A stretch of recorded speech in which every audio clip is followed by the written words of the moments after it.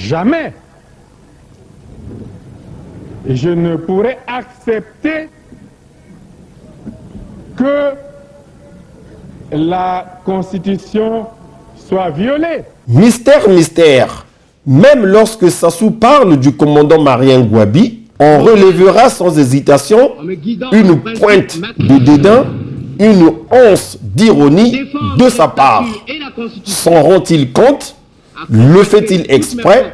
Personnellement, j'ai du mal à comprendre cette attitude désobligeante du prétendu fidèle continuateur de l'œuvre de l'immortel camarade Marien Ngouabi.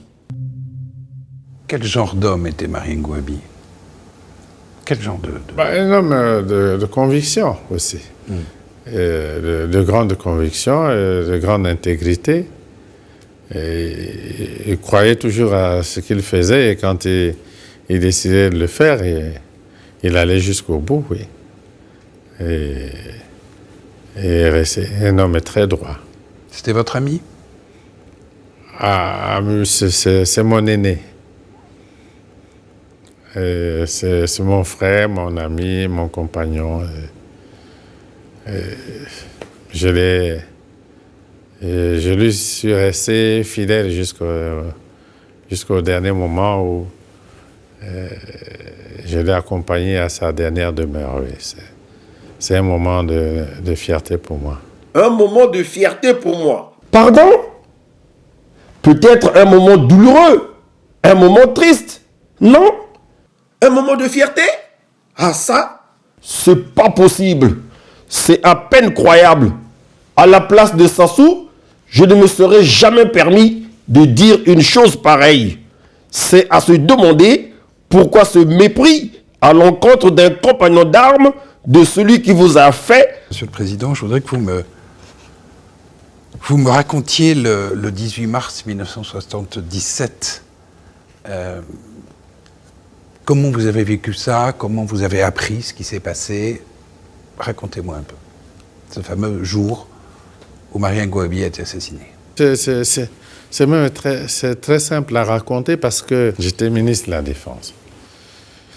Et puis, je crois qu'à cause de quelques problèmes au Cabinda, etc., et des appréhensions qu'on avait au sujet des situations dans l'enclave du Cabinda, le quartier était consigné. Et je suis resté au bureau jusqu'à 13h, 13h30.